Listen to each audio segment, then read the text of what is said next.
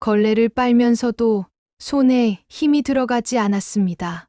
차가운 물이 손가락 사이로 흘러내렸죠. 2024년 10월 찬바람이 불기 시작하는 계절이었습니다. 박 회장 대게 대리석 바닥은 언제나 반짝반짝 빛났습니다. 내가 이곳에서 일한 지 이제 겨우 일주일째였어요. 하지만 이 거대한 저택의 구석구석은 아직도 낯설기만 했습니다. 특히 서재로 가는 복도를 지날 때마다 가슴이 철렁했죠. 아니, 사실 모든 게 낯설었습니다. 35년간 동사무소에서 일하던 내가 가사도우미라니, 민원인들의 서류를 처리하고 도장을 찍어주던 손으로 이제는 남의 집 바닥을 닦고 있었죠. 하지만 어쩔 수 없었습니다. 지원이가 떠난 후로는 아무것도 할 수가 없었거든요. 지원, 내 딸, 내 자랑스러운 딸, 32살의 나이에 대기업 회계팀에서 일하던 아이였습니다. 엄마, 나 이번에 승진했어. 그렇게 기뻐하던 목소리가 아직도 귓가에 맴돌았죠. 2024년 6월, 그날도 평범한 저녁이었습니다. 엄마, 늦을 것 같아. 먼저 저녁 드세요. 마지막 통화였습니다. 그리고 2시간 후 경찰에서 전화가 왔죠. 교통사고, 세상이 무너지는 것 같았습니다. 다리에 힘이 풀려 그 자리에 주저앉았죠. 아니야, 거짓말이야. 우리 지원이가 죽을 리 없어. 하지만 싸늘하게 식은 딸의 얼굴을 보고서야 믿을 수밖에 없었습니다.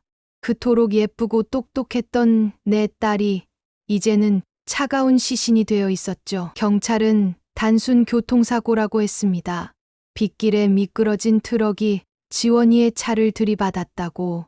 운전기사는 음주 상태였고 현장에서 체포되었다고 했죠. 하지만 뭔가 이상했습니다. 지원이는 항상 그 길로 퇴근하지 않았거든요. 평소와 다른 길로 가다가 사고를 당한 거였죠. 그리고 더 이상한 건 사고 전날 지원이의 표정이었습니다. 엄마, 요즘 회사에서 이상한 일이 있어. 저녁을 먹으며 지원이가 말했었죠. 무슨 일인데? 그게 말하기 좀 그런데. 지원이는 망설이다가 고개를 저었습니다. 아니야, 괜찮아. 내가 알아서 할게. 그때 좀 더 캐물었어야 했는데, 무슨 일인지 자세히 물어봤어야 했는데, 후회가 밀려왔습니다. 장례를 치르고 일주일 후 나는 지원이의 원룸을 정리하러 갔습니다. 깔끔하게 정돈된 방. 책상 위에는 노트북이 놓여 있었죠. 그리고 그 옆에 있던 수첩. 거기에는 이상한 메모들이 빼곡했습니다. 2024년 5월 11일 재무이사 계좌 이상거래 포착 3억 원 페이퍼 컴퍼니 해외 송금 2024년 5월 21일 박준혁 이사 개인 계좌로 회사 돈 5천만 원 이체 확인 용도 불명 박준혁? 그 이름이 계속 나왔습니다. 나는 노트북을 켰습니다. 다행히 비밀번호를 알고 있었죠. 지원이는 항상 내 생일을 비밀번호로 썼거든요. 바탕화면에는 여러 개의 폴더가 있었습니다. 그 중에서 백업 중요라는 폴더가 눈에 띄었죠. 열어보니 엑셀 파일들이 가득했습니다. 비자금 조성 증거, 박준혁 횡령 내역 정리, 허위 계약서 모음. 내가 35년간 동사무소에서 일하면서 갖춘 건 서류를 보는 눈이었습니다. 공문서든 사문서든 진짜와 가짜를 구별하는 능력이 있었죠. 그리고 이 서류들은 명백한 횡령의 증거였습니다. 가슴이 쿵쿵 뛰었습니다. 지원이가 이런 걸 조사하고 있었다니, 회사의 비리를 파헤치고 있었다니, 갑자기 지원이의 사고가 단순한 우연이 아닐 수도 있다는 생각이 들었습니다. 나는 인터넷으로 박준혁을 검색했습니다. 박준혁 태산그룹 재무이사 사진이 떴습니다. 40대 초반의 남자, 날카로운 인상에 차가운 눈빛, 그리고 그 옆에 있는 여자, 최여사, 태산그룹 회장 부인이자 박준혁의 어머니, 그리고 태산그룹 회장은 박승호, 박 회장이라고 불리는 사람이었죠. 순간 등골이 서늘해졌습니다. 지원이가 조사하던 게 이렇게 거대한 기업의 비리였다니. 나는 USB에 복사했습니다. 그리고 원룸을 나오면서 결심했죠. 진실을 밝혀야겠다고. 하지만 어떻게? 나는 그저 은퇴한 공무원일 뿐이었습니다. 거대 기업을 상대로 무엇을 할 수 있을까요? 그러던 중에 신문에서 구인 광고를 봤습니다. 박 회장 댁 가사도우미 구함. 운명인지 우연인지 나는 그 자리에 지원했고 면접을 봤습니다. 면접관은 내 이력서를 보며 35년간 동사무소에서 일했다는 점에 주목했습니다. 성실하게 일할 것 같다며 그 자리에서 합격을 통보했죠. 그렇게 나는 박 회장 댁에서 일하게 되었습니다. 적을 알려면 적진에 들어가야 한다고 했던가요? 첫 출근 날 나는 거대한 저택을 보고 압도당했습니다. 높은 담장, 으리으리한 정원, 마치 성 같은 집이었죠. 다른 가사 도우미가 나를 맞이했습니다. 김영숙이라고 인사하자 그녀는 자신이 이 집에서 10년째 일하고 있다고 했죠. 처음엔 적응하기 힘들 거라며 친절하게 집안을 안내해 줬습니다. 본체, 별체, 정원, 미로 같은 구조였죠. 서재를 가리키며 그곳이 회장님이 주로 계시는 곳이라고 했습니다. 그리고 별체를 가리키며 목소리를 낮췄죠. 최 여사님 허락 없이는 함부로 들어가면 안 된다고 신신당부했습니다. 별체, 뭔가 수상한 곳이었습니다. 일주일 동안 나는 열심히 일했습니다. 청소하고 빨래하고 정리하고 그러면서도 늘 주위를 살폈죠. 그리고 오늘 드디어 기회가 왔습니다. 김 여사 잠깐 이리 와보세요. 최 여사의 목소리였습니다. 나는 청소 도구를 내려놓고 다가갔죠. 최 여사는 별채 앞에 서 있었습니다. 50대 후반으로 보이는 그녀는 우아했지만 차가운 인상이었죠. 김 여사가 원래 동사무소에서 일하셨다고 했죠. 네, 35년 동안 일했습니다. 그럼 서류 정리 같은 건 잘하시겠네요. 최 여사의 눈빛이 날카로웠습니다. 마치 나를 시험하는 것 같았죠. 그럼 서류 정리는 제 전문입니다. 나는 담담하게 대답했습니다. 좋아요. 다음 주에 별채에서 특별한 모임이 있을 예정이에요. 그때 좀 도와주셔야겠어요. 특별한 모임? 내 가슴이 두근거리기 시작했습니다. 어떤 모임인가요? 그건 그때 가서 알게 될 거예요. 최 여사가 의미심장한 미소를 지었습니다. 아, 그리고 이걸 입고 오세요. 그녀가 건넨 건 고급스러운 검은색 정장이었습니다. 브랜드를 보니 백화점 안에서나 볼 법한 옷이었죠. 감사합니다. 그럼 다음 주 금요일 저녁 8시까지 오세요. 최 여사가 돌아서며 덧붙였습니다. 그리고 김 여사, 별채에서 보고 들은 건 절대 발설하면 안 돼요. 아시겠죠? 네, 알겠습니다. 그녀가 떠난 후 나는 별채를 유심히 봤습니다. 두꺼운 철문에는 전자식 잠금 장치가 있었죠. 도대체 저 안에 뭐가 있는 걸까? 집으로 돌아온 나는 다시 지원이의 파일을 열어봤습니다. 혹시 별채와 관련된 내용이 있을까 해서였죠. 그리고 찾았습니다. 별채 비밀 계좌 관리. 파일을 열어보니 충격적인 내용이 있었습니다. 박준혁 이사 별채에서 비밀회의 주관, 참석자 재무팀 일부, 외부 회계사, 내용 분식 회계 및 비자금 조성 논의, 그리고 마지막 줄. 2024년 6월 1일 내부 고발 결심, 금융감독원의 제보 예정. 날짜를 보니 지원이가 죽기 일주일 전이었습니다. 나는 주먹을 꽉 쥐었습니다. 이제 확신이 들었어요. 지원이의 죽음은 단순한 사고가 아니었다고. 그리고 그 진실이 별채 안에 있을지도 모른다고. 며칠이 더 지났습니다. 나는 평소처럼 청소를 하면서도 늘 귀를 열어두었죠. 혹시라도 중요한 정보를 들을 수 있을까 해서였습니다. 그러던 중 우연히 최 여사의 전화 통화를 듣게 되었습니다. 준혁아, 서류는 다 정리했니? 그녀의 목소리가 날카로웠습니다. 그 회계사 건은 깨끗이 처리됐겠지? 회계사? 설마 지원이를 말하는 건가?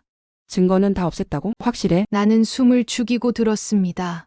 USB 하나 때문에 모든 게 망할 순 없어. 무슨 수를 써서라도 찾아야 해. USB. 그들도 지원이가 증거를 모았다는 걸 알고 있었던 겁니다. 그리고 그걸 찾고 있었죠.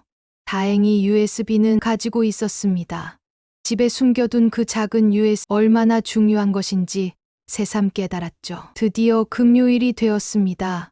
나는 최 여사가 준 검은 정장을 입고 별채로 향했습니다. 가슴 속에는 작은 녹음기를 숨겼죠. 핸드폰 녹음 앱도 미리 켜두었습니다. 별채 입구에는 최 여사가 기다리고 있었습니다. 그녀도 고급스러운 드레스를 입고 있었죠. 시간 맞춰 오셨네요. 네, 사모님. 들어가기 전에 주의사항이 있어요. 최 여사가 나를 빤히 봤습니다. 첫째, 손님들과 불필요한 대화는 하지 마세요. 둘째, 그 어떤 것도 기록하거나 촬영하면 안 돼요. 셋째, 오늘 본 것은 무덤까지 가져가세요. 알겠습니다. 그녀가 전자식 잠금 장치에 비밀번호를 입력했습니다. 나는 재빨리 번호를 외웠죠. 공무원 시절 민원인들의 주민번호를 외우던 버릇이 아직 남아 있었거든요. 철컥. 두꺼운 철문이 열렸습니다. 그리고 나는 숨을 멈췄습니다. 눈앞에 펼쳐진 광경이 너무나 놀라웠거든요. 별채 안은 마치 미술관 같았습니다. 벽면 가득 고가의 그림들이 걸려 있었고 진열장에는 골 전시되어 있었죠. 하지만 그보다 더 놀라운 건 한쪽 벽면에 빼곡히 쌓인 서류 상자들이었습니다. 기밀, 극비 같은 도장이 찍혀 있었죠. 그리고 그 앞에 놓인 큰 테이블. 이미 몇 명의 사람들이 앉아 있었습니다. 오늘은 분기 결산을 논의하는 날입니다. 최 여사가 설명했습니다. 김 여사는 그저 커피나 차를 대접하고 필요한 서류를 나눠주면 돼요. 나는 고개를 끄덕였습니다. 하지만 내 눈은 이미 테이블 위의 서류들을 훑고 있었죠. 그때였습니다. 별채 문이 다시 열리고 한 남자가 들어왔습니다. 박준혁. 사진으로만 보던 그 얼굴이 바로 앞에 있었습니다. 그는 초췌해 보였습니다. 넋이 나간 듯한 표정으로 비틀거리며 걸었죠. 그리고 그의 손은 계속 떨리고 있었습니다. 순간 우리 눈이 마주쳤습니다. 그리고 그의 눈빛이 흔들렸죠. 마치 나를 어디선가 본 것 같은 표정이었습니다. 물론 그럴 리 없었습니다. 우리는 처음 만나는 사이니까요. 하지만 왜일까요? 그의 눈에는 두려움이 서려 있었습니다. 준혁아, 늦었네. 최 여사의 목소리에 그가 정신을 차렸습니다. 죄송해요, 어머니. 그의 목소리는 힘이 없었습니다. 회의가 시작되었습니다. 나는 조용히 커피를 날랐지만 귀는 활짝 열어두었죠. 누군가 이번 분기 실적이 예상보다 저조하다고 보고했습니다. 최 여사는 차갑게 물었죠. 그래서 준비한 게 있지 않냐고. 그러자 해외 페이퍼 컴퍼니를 통한 방법을 언급하기 시작했습니다. 그들의 대화는 점점 노골적이 되어갔습니다. 분식회계, 비자금 조성, 돈 세탁. 내가 동사무소에서 35년간 일하면서도 들어보지 못한 규모의 비리들이었죠. 그리고 문득 깨달았습니다. 지원이가 왜 목숨을 걸고 이들을 고발하려 했는지를. 이들의 비리로 인해 수많은 사람들이 피해를 볼 것이고 정직하게 일하는 직원들이 피해를 볼 것이고 결국 회사 전체가 무너질 수도 있다는 걸. 내 딸은 정의로운 아이였습니다. 그래서 죽음을 맞이한 거겠죠. 회의 중간 박준혁이 자리에서 일어났습니다. 화장실 좀. 그가 비틀거리며 나갔습니다. 김 여사 가서 괜찮은지 봐주세요. 최 여사가 명령했습니다. 나는 그를 따라 나갔습니다. 그리고 화장실 앞에서 기다렸죠. 한참이 지나도 나오지 않았습니다. 혹시나 해서 문을 두드렸어요. 괜찮으세요? 대답이 없었습니다. 조심스럽게 문을 열었더니 그는 세면대에 엎드려 흐느끼고 있었습니다. 죄송해요. 정말 죄송해요. 그가 중얼거리고 있었습니다. 지원 씨, 미안해요. 순간 나는 얼어붙었습니다. 지원이 이름을 말하다니. 그가 고개를 들어 나를 봤습니다. 그리고 화들짝 놀랐죠. 당신은 그의 눈이 커졌습니다. 김지원 회계사 어머니. 어떻게 알았을까? 아니, 그보다 나는 침착함을 유지하려 애썼습니다.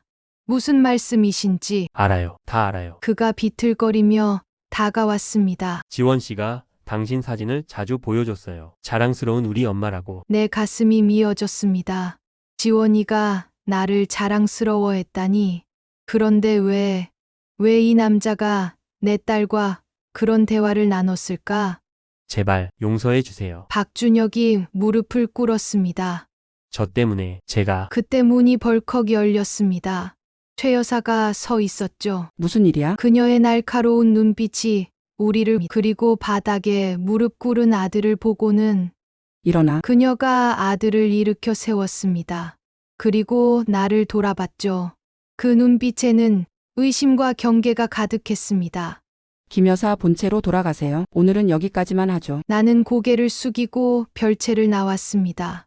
하지만 가슴은 미친 듯이 뛰고 있었죠. 박준혁이 지원이를 알고 있었다. 그리고 무언가를 후회하고 있었다. 이제 조각들이 맞춰지기 시작했습니다. 진실의 한 걸음 더 다가간 것 같았죠. 집으로 돌아온 나는 녹음된 내용을 확인했습니다. 선명하게 녹음되어 있었어요. 비자금 조성에 대한 그들의 대화가, 그리고 박준혁의 고백도. 지원 씨 미안해요. 이제 시작입니다. 내 딸의 억울한 죽음을 밝히는 일이. 창밖을 보니 달이 떠 있었습니다. 지원이가 좋아하던 보름달이었죠. 지원아, 나는 창문을 향해 속삭였습니다. 엄마가 꼭 진실을 밝힐게. 내 억울함을 풀어줄게. 조금만 기다려. 그날 이후로 나는 잠을 제대로 잘 수 없었습니다. 박준혁의 그 눈빛, 떨리는 목소리, 그리고 지원이의 이름을 부르던 모습이 계속 떠올랐죠. 도대체 그와 지원이 사이에 무슨 일이 있었던 걸까요? 며칠이 지났습니다. 나는 평소처럼 청소를 하면서도 늘 긴장하고 있었어요. 최 여사가 나를 의심하는 눈빛으로 쳐다볼 때마다 가슴이 철렁했죠. 하지만 아무 일도 일어나지 않았습니다. 마치 그날의 일이 없었던 것처럼 최 여사는 평소와 다름없이 행동했어요. 오히려 그게 더 불안했습니다. 그러던 어느 날 오후였습니다. 나는 2층 복도를 청소하고 있었는데 갑자기 서재에서 큰 소리가 들렸어요. 분명 박준혁의 목소리였습니다. 조심스럽게 다가가 문틈으로 들여다봤더니 박준혁과 최 여사가 대치하고 있었습니다. 박준혁은 책상에 기대어 서 있었고 최 여사는 팔짱을 낀 채 차갑게 그를 내려다보고 있었죠. 어머니 더 이상은 못하겠어요. 박준혁의 목소리가 떨렸습니다. 무슨 소리야? 정신 차려. 최 여사가 날카롭게 쏘아붙였습니다. 그 여자 때문에 자꾸 꿈에 나타나요. 그래서 지금 와서 후회한다고 달라지는 게 있어? 최 여사의 목소리는 얼음처럼 차가웠습니다. 나는 숨을 죽이고 더 가까이 다가갔습니다. 복도 끝 화분 뒤에 몸을 숨기고 귀를 기울였죠. 자수하고 싶어요. 박준혁의 말에 나는 깜짝 놀랐습니다. 미쳤어? 최 여사의 목소리가 높아졌습니다. 내가 무너지면 이 집안이 어떻게 되는지 알아? 아버지 회사가 어떻게 되는지 알고 그런 소리 해? 침묵이 흘렀습니다. 그리고 박준혁의 낮은 한숨 소리가 들렸죠.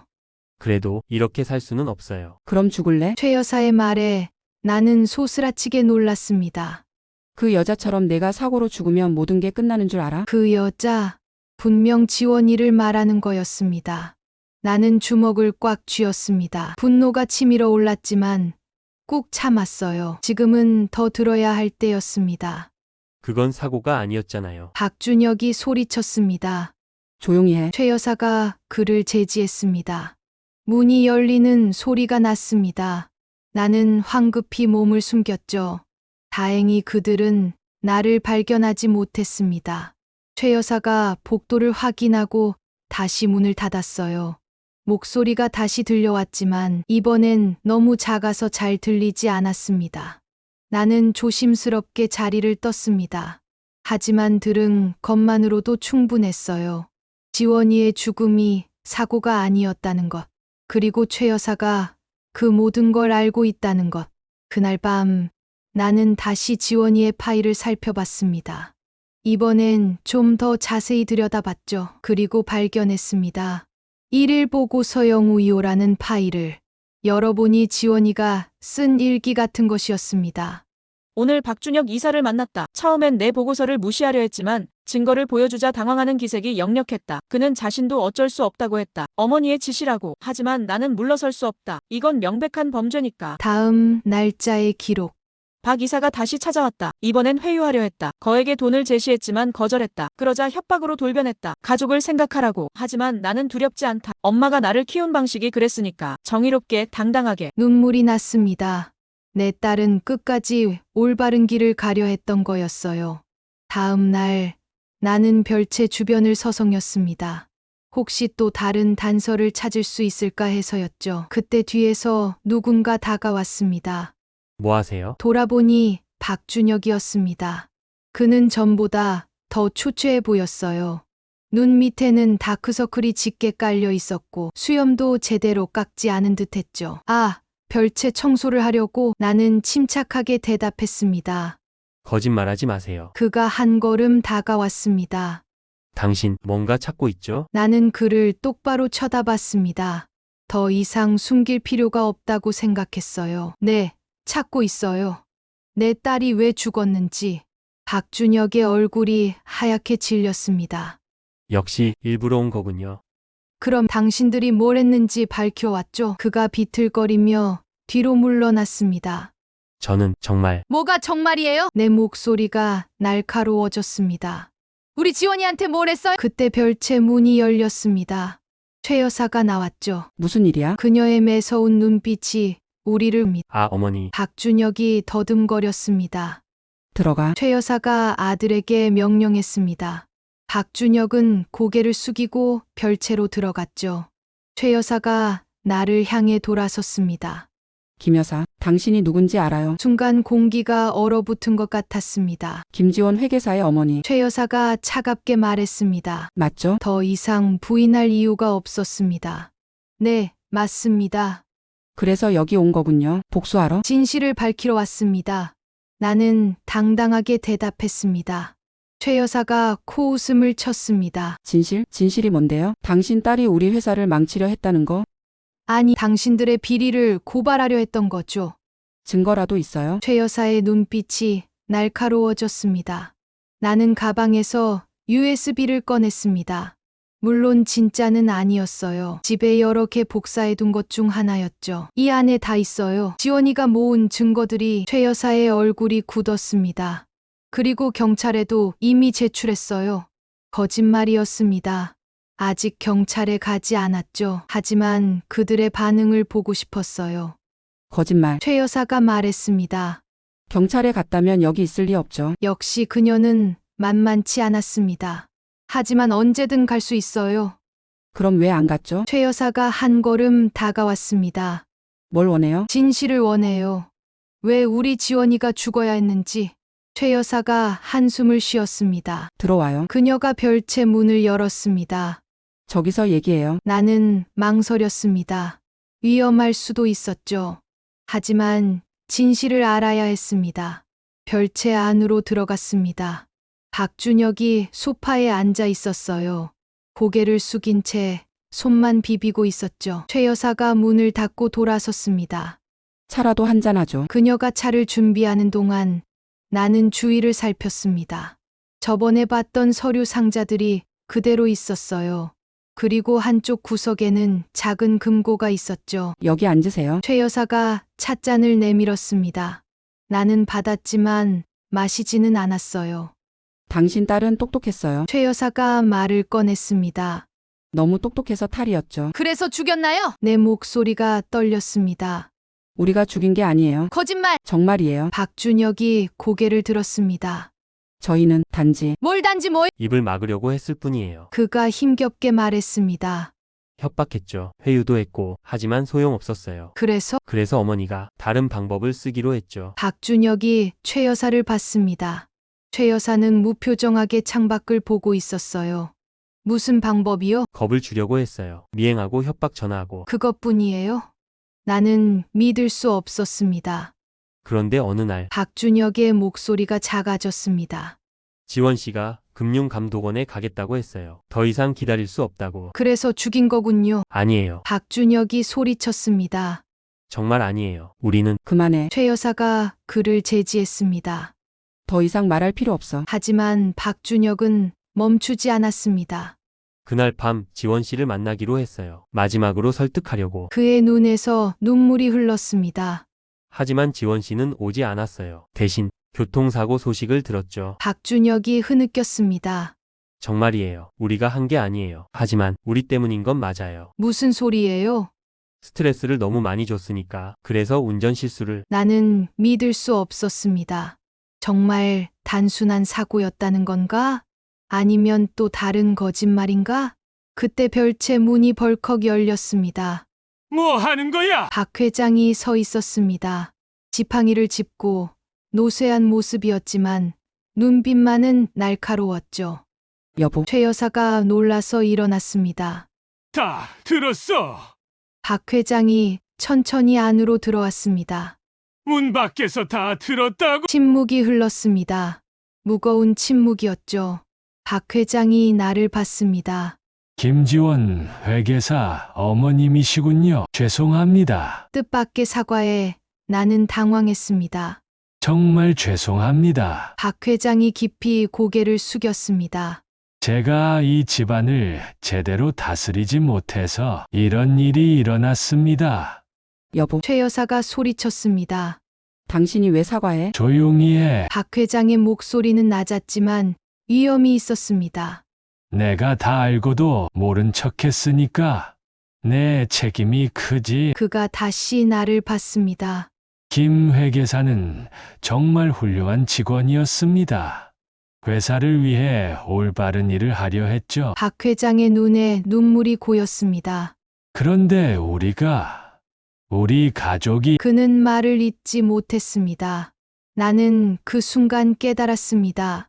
이 노인도 피해자라는 것을, 가족의 비리를 알면서도 어찌할 수 없었던 한 아버지라는 것을. 회장님, 내가 입을 열었습니다. 이제라도 바로잡아 주세요. 지원이의 죽음이 헛되지 않도록. 박 회장이 고개를 끄덕였습니다. 그래야죠. 당연히 그래야죠. 그가 최 여사와 박준혁을 봤습니다. 이제 끝낼 때가 됐어. 더 이상은 안 돼. 무슨 말이에요? 최 여사가 다급하게 물었습니다. 자수하라는 거야. 미쳤어요? 최 여사가 소리쳤습니다. 회사가 망해요. 우리 집안이 끝장나요. 이미 끝났어. 박 회장의 목소리는 담담했습니다. 우리가 이런 짓을 하는 순간 이미 끝난 거야. 그가 나를 다시 봤습니다.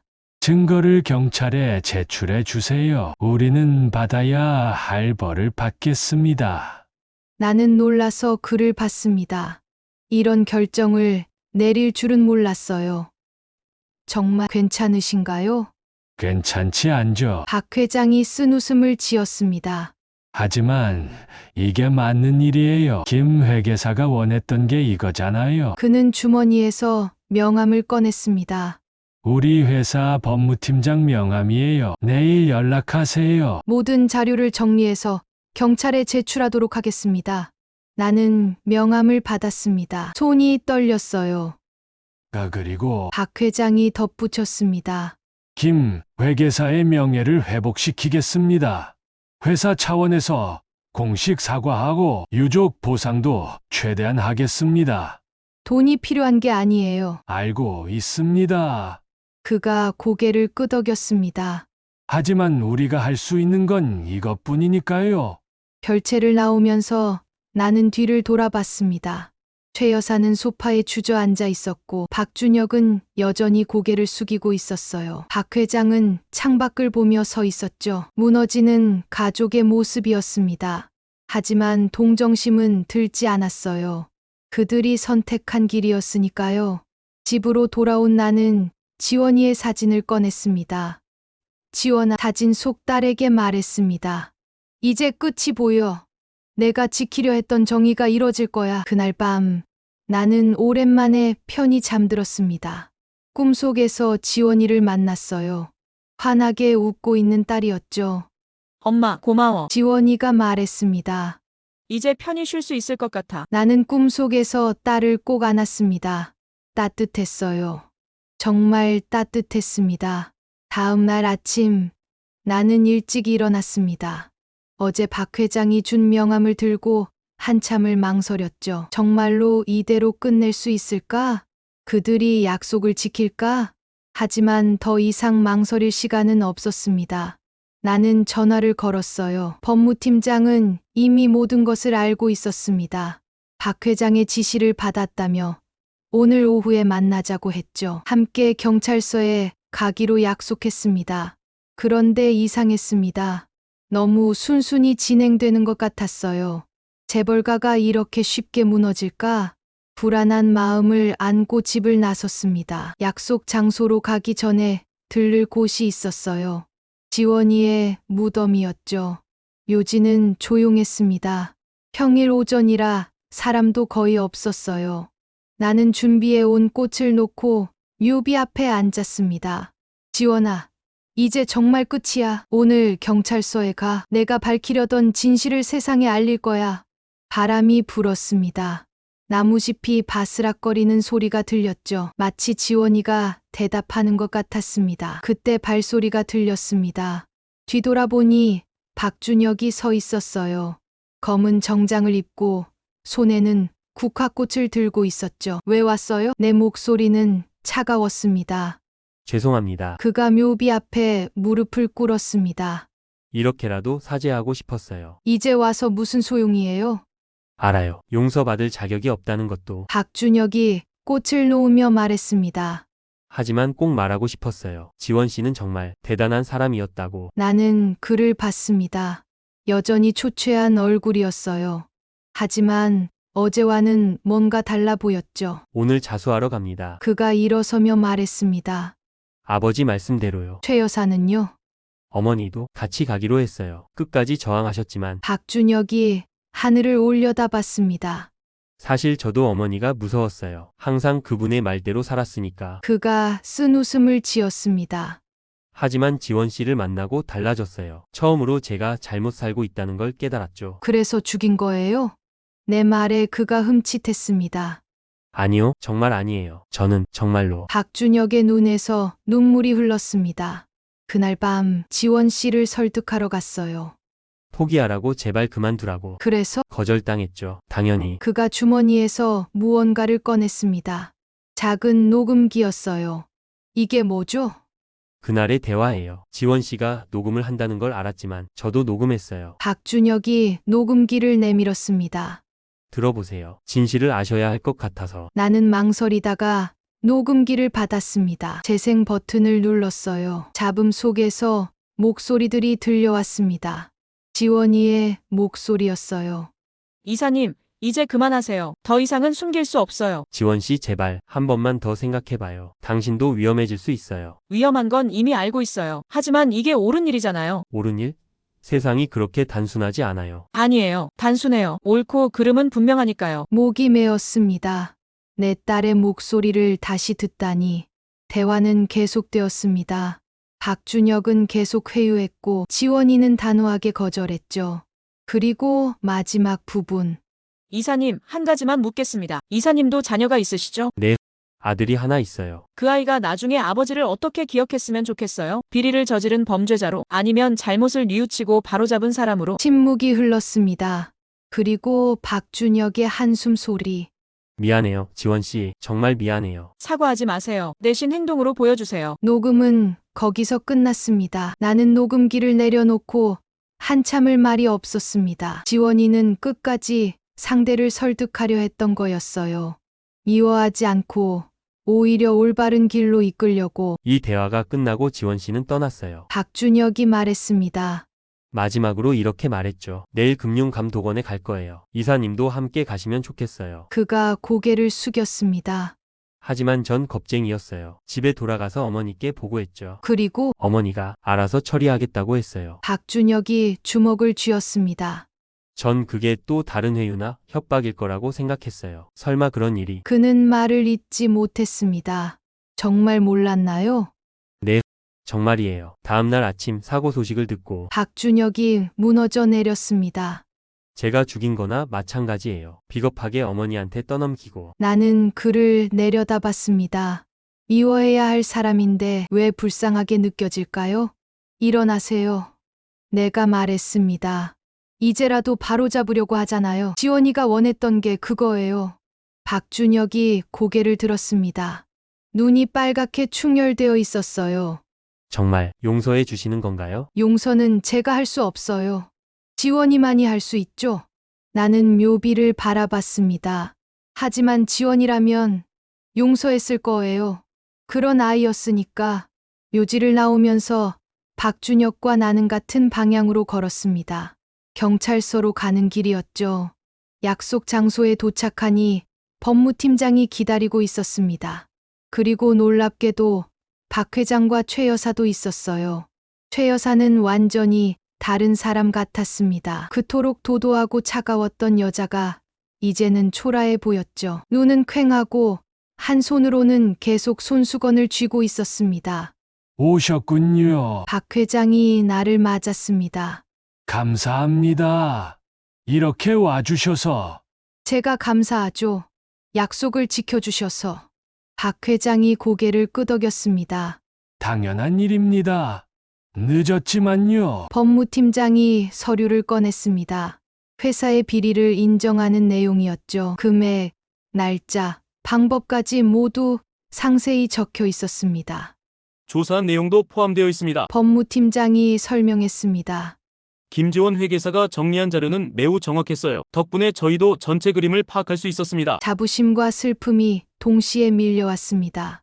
내 딸은 정말 유능한 회계사였던 거예요. 그리고 이것도 있습니다. 법무팀장이 또 다른 서류를 꺼냈습니다. 무엇인가요? 김지원 회계사의 업무 일지입니다. 회사 서버에 백업되어 있던 걸 찾았어요. 나는 떨리는 손으로 서류를 받았습니다.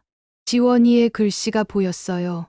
꼼꼼하고 정직한 지원이다운 기록들이었죠. 그중 마지막 페이지, 지원이가 죽기 하루 전에 쓴 일지였습니다.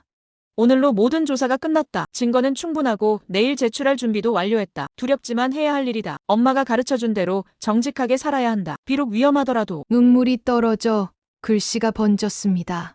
미안합니다. 갑자기 최 여사가 말했습니다. 모두가 놀라서 그녀를 봤죠. 정말 미안합니다. 최 여사가 나를 봤습니다.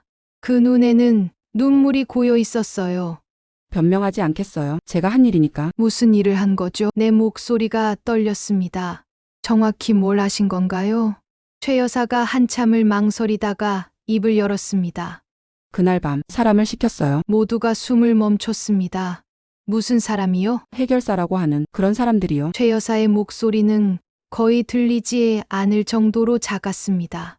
겁만 주라고 했어요. 차를 따라가서 위협하라고. 그래서 하지만 그들이 최 여사가 흐느꼈습니다. 실수를 했대요. 너무 가까이 붙었다가. 나는 다리에 힘이 풀렸습니다. 법무팀장이 재빨리 의자를 가져다 줬죠. 그럼 정말로 살인은 아니에요. 최 여사가 다급하게 말했습니다. 정말 사고였어요. 의도한 게 아니라. 하지만 당신이 시킨 거잖아요. 내가 소리쳤습니다. 당신이 그 사람들을 보낸 거잖아요. 네, 맞아요. 최 여사가 고개를 숙였습니다. 제가 죽인 거나 마찬가지예요. 침묵이 흘렀습니다. 무거운 침묵이었죠. 이 사실도 경찰에 진술하시겠죠? 내가 물었습니다. 네, 모든 걸 털어놓겠습니다. 최 여사가 대답했습니다. 그 해결사들 연락처도 있어요. 증거도 남아있고요. 박 회장이 아내를 봤습니다. 그 눈빛에는 실망과 분노 그리고 슬픔이 뒤섞여 있었어요. 당신이 그런 사람이었다니. 미안해요. 최 여사가 남편을 봤습니다. 정말 미안해요. 하지만 박 회장은 고개를 돌렸습니다. 우리는 함께 경찰서로 향했습니다. 5명이 한 무리가 되어 걸었죠. 지나가는 사람들이 이상하게 쳐다봤지만 아무도 신경 쓰지 않았습니다. 경찰서에 도착하자 담당 형사가 우리를 맞았습니다. 이미 연락을 받았는지 별도의 조사실을 준비해 놓았더군요. 김영숙 씨부터 진술 들을게요. 형사가 나를 안내했습니다. 조사실에서 나는 모든 것을 털어놓았습니다. 지원이의 죽음, 발견한 증거들, 박 회장 댁에서 일하게 된 과정, 그리고 오늘까지의 일들. 형사는 진지하게 들으며 기록했습니다. 때때로 질문을 하기도 했죠. 그럼 이 USB가 그 증거 자료인가요? 제 딸이 모은 자료들이에요. 나는 준비해 온 비를 건넸습니다. 진짜였죠. 이제 더 이상 숨길 필요가 없었으니까. 그리고 이것도요. 녹음기도 함께 제출했습니다. 별채에서의 대화, 박준혁의 고백, 최 여사의 협박. 모든 게 담겨 있었어요. 조사가 끝나고 나왔을 때는 해가 지고 있었습니다. 복도에서 기다리던 사람은 박 회장뿐이었어요. 나머지는요? 조사받고 있습니다. 박 회장이 지친 얼굴로 대답했습니다. 아마 구속될 겁니다. 둘 다. 우리는 나란히 앉아 있었습니다. 할 말이 많으면서도 없는 이상한 침묵이었죠. 죄송합니다. 박 회장이 먼저 입을 열었습니다. 계속 죄송하다는 말만 하네요. 괜찮아요. 내가 대답했습니다. 이제 진실이 밝혀졌으니까요. 그래도 박 회장이 나를 봤습니다. 김 회계사 같은 딸을 잃은 건 돈으로도 사과로도 메울 수 없는 상처잖아요. 맞아. 나는 정직하게 대답했습니다. 평생 안고 가야 할 상처예요. 제가 할 수 있는 게 있다면 있어. 내가 박 회장을 봤습니다. 회사를 바꿔주세요. 지원이가 꿈꿨던 그런 회사로. 박 회장이 고개를 끄덕였습니다. 약속하겠습니다. 김지원 회계사의 이름으로 약속합니다. 저녁 늦게 집으로 돌아왔습니다. 몸도 마음도 지쳐 있었지만 한편으로는 후련했어요. 드디어 끝났다는 안도감이었죠. 하지만 정말 끝난 걸까요? 나는 지원이의 사진을 바라봤습니다. 환하게 웃고 있는 내 딸. 이제 그 미소가 조금은 편안해 보였어요. 지원아, 사진에 대고 속삭였습니다. 이제 됐지? 이제 편히 쉴 수 있겠지? 창밖에는 별이 떠 있었습니다. 유난히 밝은 별 하나가 반짝이고 있었죠. 마치 지원이가 대답하는 것 같았습니다. 그래, 엄마. 이제 됐어. 고마워. 나는 그날 밤 오랜만에 깊이 잠들었습니다. 꿈도 꾸지 않는 편안한 잠이었죠. 석 달이 지났습니다. 드디어 재판이 시작되는 날이었죠. 2024년 12월, 첫눈이 내리는 아침이었습니다. 법원 앞은 이미 취재진들로 가득했습니다. 재벌가의 비리와 살인 교사, 세간의 이목을 끌기에 충분한 사건이었죠. 나는 검은 코트를 여미며 법원 계단을 올랐습니다. 가슴 속에는 지원이의 사진을 품고 있었어요. 오늘은 지원이도 함께 있어야 했으니까요. 법정 안으로 들어서자 이미 많은 사람들이 자리를 채우고 있었습니다. 방청석에는 지원이의 동료들도 보였어요. 모두 침울한 표정이었죠. 피고인석에는 박준혁과 최 여사가 앉아 있었습니다. 둘 다 수의를 입고 있었어요.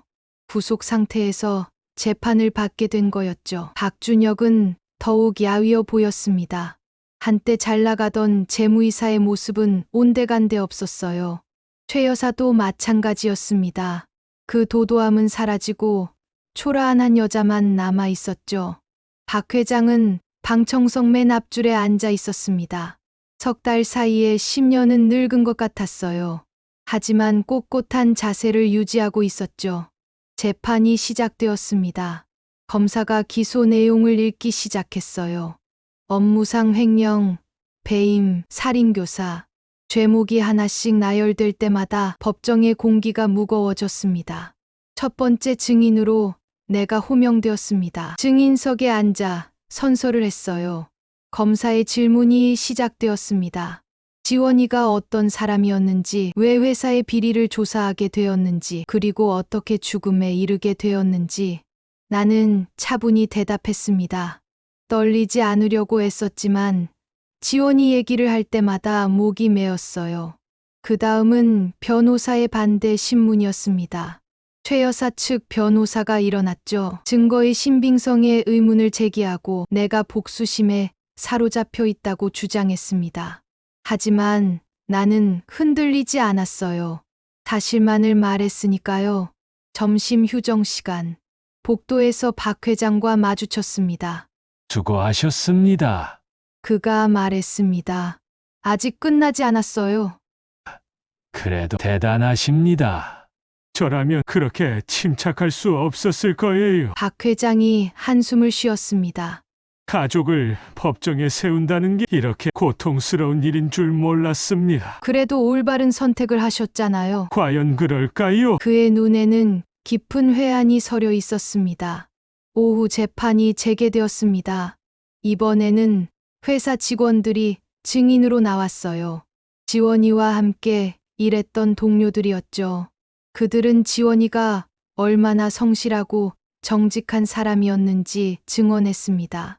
그리고 회사의 비리를 목격한 내용들도 진술했어요. 한 동료는 눈물을 흘리며 말했습니다. 지원이가 죽기 며칠 전 무서워하는 모습을 봤다고, 누군가 미행하는 것 같다며 불안해했다고 했죠. 그 증언을 들으며 나는 주먹을 꽉 쥐었습니다. 내 딸이 얼마나 무서웠을까.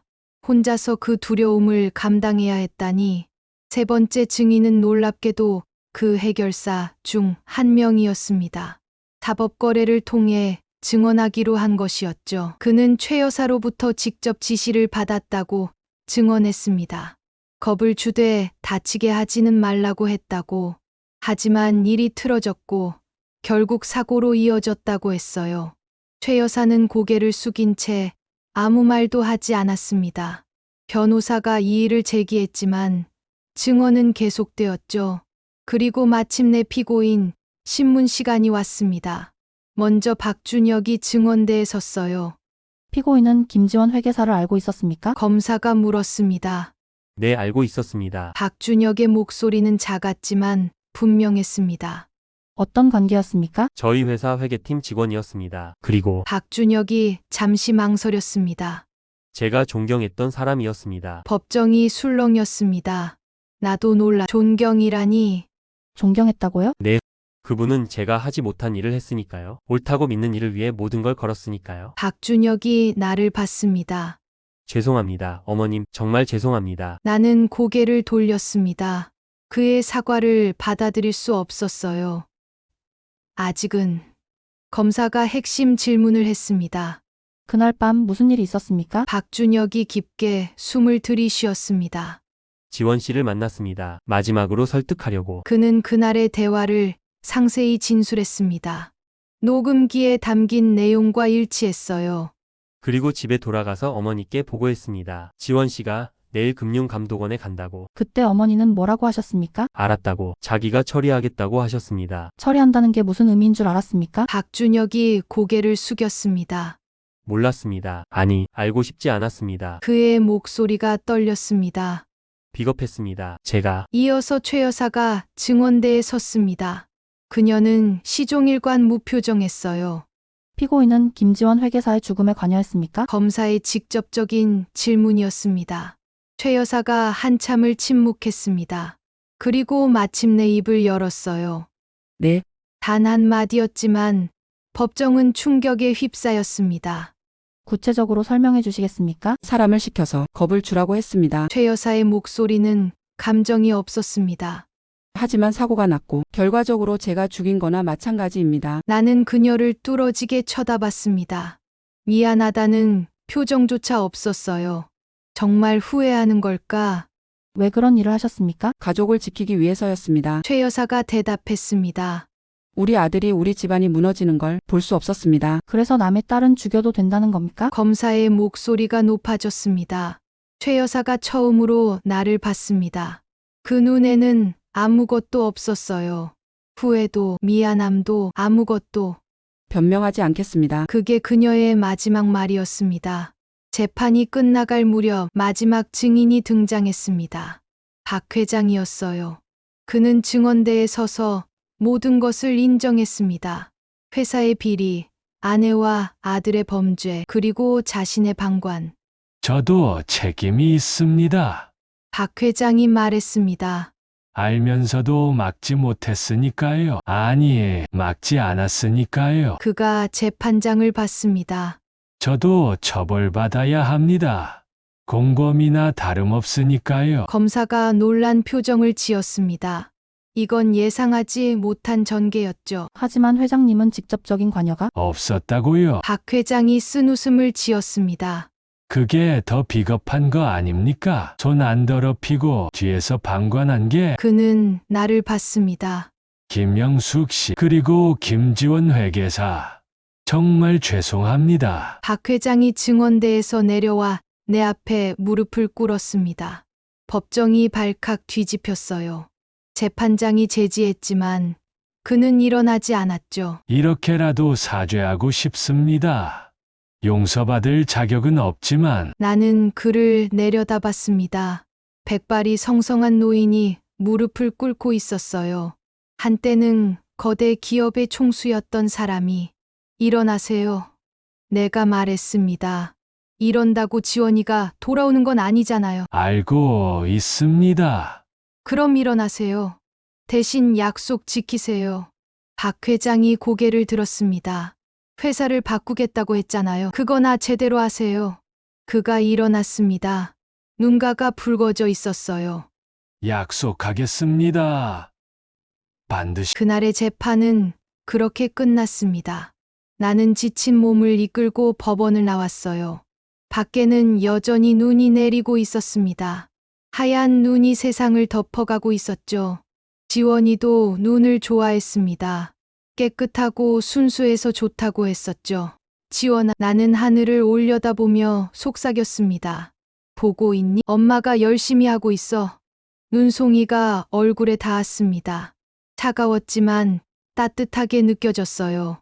마치 지원이의 손길 같았죠. 집으로 돌아오는 길에 전화가 왔습니다. 검사였어요. 다음 주에 최종 변론이 있을 거라고 했습니다. 그리고 곧 판결이 날 거라고. 전화를 끊고 나는 생각했습니다. 정말 끝이 보이는구나. 이 긴 싸움의 끝이. 하지만 또 다른 시작이기도 했습니다. 지원이 없는 삶을 살아가야 하는 시작. 그게 더 두려웠어요. 그날 밤 나는 지원이의 일기장을 꺼냈습니다. 재판 준비하면서 검사에게 제출했다가 돌려받은 것이었죠. 마지막 일기를 다시 읽었습니다. 엄마, 미안해요. 걱정 끼쳐드려서. 하지만 전 포기할 수 없어요. 엄마가 가르쳐준 대로 살고 싶어요. 정직하게, 당당하게. 사랑해요, 엄마. 눈물이 떨어져 글씨가 번졌습니다. 하지만 괜찮았어요. 이미 가슴에 새겨진 말들이니까. 나도 사랑해. 지원아. 창밖에 눈은 계속 내리고 있었습니다. 세상을 하얗게 덮으며 모든 것을 새롭게 시작하라는 듯이. 판결 선고일이 왔습니다. 2025년 1월, 새해가 시작된 지 얼마 되지 않은 날이었죠. 법원 앞은 여전히 취재진들로 붐볐습니다. 나는 오늘도 지원이의 사진을 가슴에 품고 법정으로 들어갔습니다.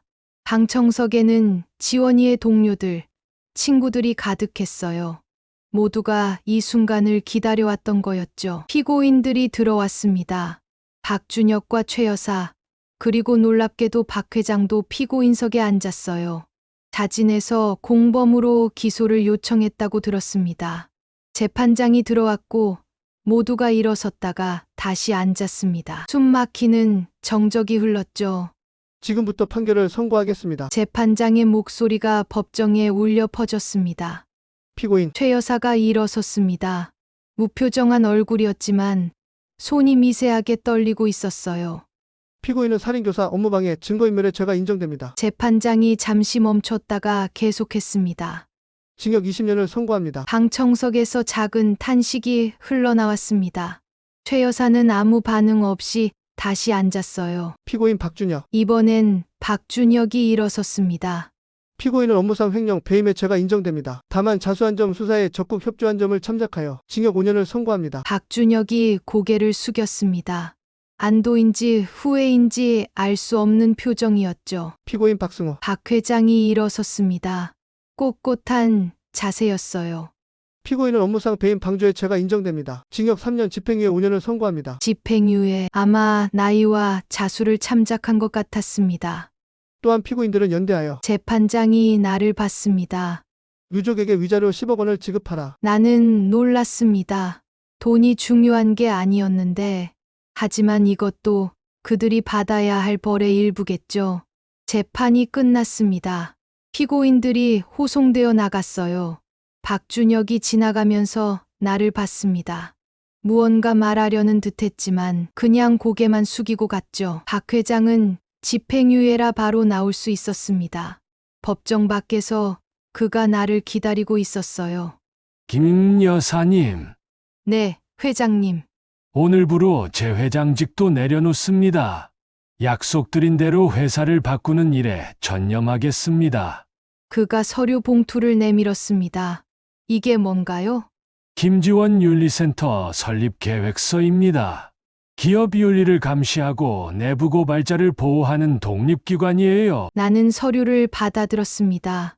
김지원 윤리센터라는 이름이 선명하게 보였죠. 그리고 센터장을 맡아주셨으면 합니다. 나는 놀라서 글을 봤습니다. 전 그저 은퇴한 공무원인데요. 35년간 공직에서 일하신 분입니다. 누구보다 공정하고 정직하실 거라 믿습니다. 박 회장의 눈빛은 진심이었습니다. 그리고 무엇보다 김지원 회계사의 어머니시잖아요. 그분의 정신을 가장 잘 아는 사람이 나는 한참을 고민했습니다. 지원이라면 뭐라고 했을까? 아마 이렇게 말했을 거예요. 엄마 해보세요. 엄마가 하면 잘할 수 있을 거예요. 알겠습니다. 내가 대답했습니다. 지원이를 위해서라도 해보겠습니다. 석 달 후 김지원 윤리센터가 정식으로 문을 열었습니다. 건물 로비에는 지원이의 사진과 함께 이런 문구가 새겨져 있었어요. 정의는 침묵하지 않는다. 김지원. 개소식에는 많은 사람들이 왔습니다. 지원이의 동료들, 언론인들, 그리고 다른 기업의 윤리 담당자들도 있었죠. 나는 센터장으로서 첫 연설을 했습니다. 이곳은 단순한 감시기관이 아닙니다. 양심의 목소리를 보호하는 곳입니다. 제 딸 지원이가 꿈꿨던 정직한 기업 문화를 만드는 곳입니다. 청중들이 박수를 쳤습니다. 그 중에는 눈물을 훔치는 사람들도 있었어요. 센터가 운영되기 시작하자 놀라운 일이 일어났습니다. 다른 기업들도 비슷한 윤리센터를 만들기 시작한 거예요. 지원이의 죽음이 변화의 씨앗이 된 거였죠. 어느 날 뜻밖의 방문객이 왔습니다. 복역 중인 박준혁이 면회를 신청한 거였어요. 교도소 면회실에서 만난 그는 많이 변해 있었습니다. 수해 대신 작업복을 입고 있었고 피부는 햇볕에 그을려 있었죠. 하지만 눈빛은 전보다 맑아 보였어요. 찾아와 주셔서 감사합니다. 박준혁이 인사했습니다. 무슨 일로 부르셨어요? 보여드릴 게 있어서요. 그가 봉투를 내밀었습니다. 편지들이 들어 있었어요. 뭐죠, 이게? 재소자 교육 프로그램을 시작했어요. 기업 윤리에 대해 강의하고 있습니다. 나는 놀라서 글을 봤습니다. 이건 수강생들이 쓴 편지예요. 어떻게 하면 정직하게 살 수 있는지, 출소 후에 바르게 살겠다는 다짐들이죠. 편지를 읽어보니 정말이었습니다. 젊은 재소자들이 쓴 반성과 다짐의 글들이었어요. 지원 씨가 제게 했던 말이 있어요. 박준혁이 말했습니다. 잘못을 저질렀다면 그걸 바로잡는 게 진짜 용기라고. 그의 눈에 눈물이 고였습니다. 늦었지만 이제라도 바로잡고 싶어요. 지원 씨가 원했던 그런 사람이 되고 싶어요. 나는 그를 한참 바라봤습니다. 진심으로 뉘우치고 있는 것 같았어요. 잘하고 있네요. 내가 말했습니다. 지원이도 기뻐할 거예요. 면회를 마치고 나오는 길에 문득 깨달았습니다. 지원이의 죽음이 한 사람을 변화시켰다는 것을. 어쩌면 이것도 지원이가 남긴 유산인지도 모른다고. 1년이 지났습니다. 지원이의 두 번째 기일이었죠. 묘지에는 많은 사람들이 모였습니다. 동료들, 친구들, 그리고 윤리센터 직원들까지. 놀랍게도 박 회장도 왔습니다. 많이 늙어 보였지만 여전히 꼿꼿했어요. 잘 지내셨어요? 내가 인사했습니다. 덕분에요. 박 회장이 미소 지었습니다. 회사가 많이 바뀌었습니다. 투명 경영 대상도 받았고요. 그가 지원이의 묘비에 꽃을 놓았습니다.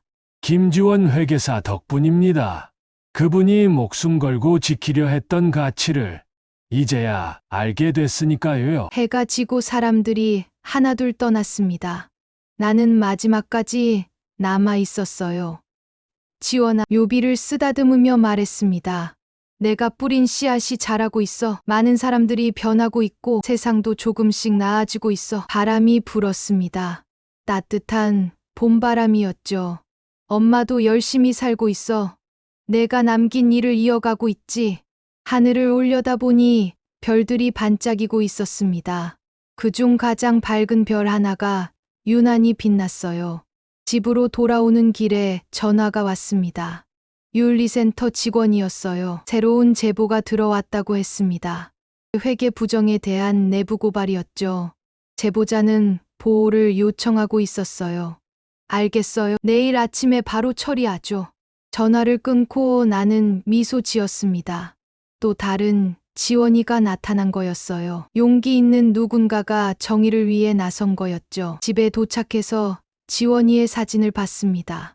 액자 속딸은 여전히 환하게 웃고 있었어요.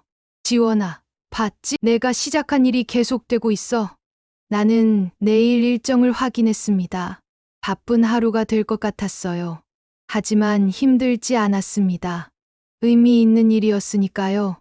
2026년 봄, 김지원 윤리센터는 이제 하나의 모델이 되었습니다.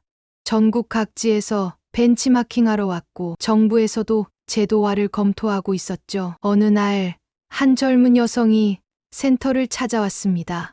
갓 입사한 신입 회계사라고 했어요. 센터장님, 저도 김지원 선배님처럼 되고 싶어요. 그녀의 눈빛이 반짝였습니다. 한때 지원이도 그런 눈빛이었죠. 쉽지 않을 거예요. 내가 말했습니다.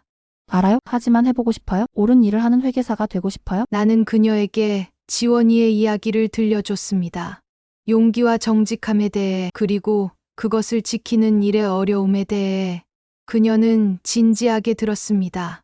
그리고 더욱 단단한 표정으로 돌아갔죠. 저녁, 나는 센터 옥상에 올라갔습니다. 도시의 불빛들이 반짝이고 있었어요. 그 하나하나가 누군가의 삶이었죠. 지원아, 나는 하늘을 향해 말했습니다. 이제 엄마도 늙어가고 있어. 하지만 걱정하지 마. 내가 남긴 일은 계속될 거야. 별들이 대답하듯 반짝였습니다. 그리고 나는 알았습니다. 지원이는 떠났지만 그가 남긴 정신은 영원히 살아있을 거라는 걸. 수많은 사람들의 가슴 속에서 그리고 이 센터를 통해서 그것이 지원이가 남긴 진짜 유산이었습니다. 죽음을 넘어서는 생명, 정의와 진실을 향한 영원한 외침. 나는 다시 사무실로 내려갔습니다. 책상 위에는 내일 처리해야 할 서류들이 쌓여 있었어요. 하지만 피곤하지 않았습니다. 왜냐하면 이제 나는 혼자가 아니었으니까요. 지원이가 항상 함께 있었으니까요. 내 가슴 속에서 그리고 이 일을 통해서 창밖으로 새벽이 밝아오고 있었습니다. 새로운 하루의 시작이었죠. 그리고 나는 알았습니다. 이것이 끝이 아니라 시작이라는 것을. 지원이가 꿈꿨던 세상을 향한 긴 여정의 시작이라는 것을. 함께 가자, 지원아. 나는 일어서서 새로운 하루를 맞이했습니다. 희망과 함께.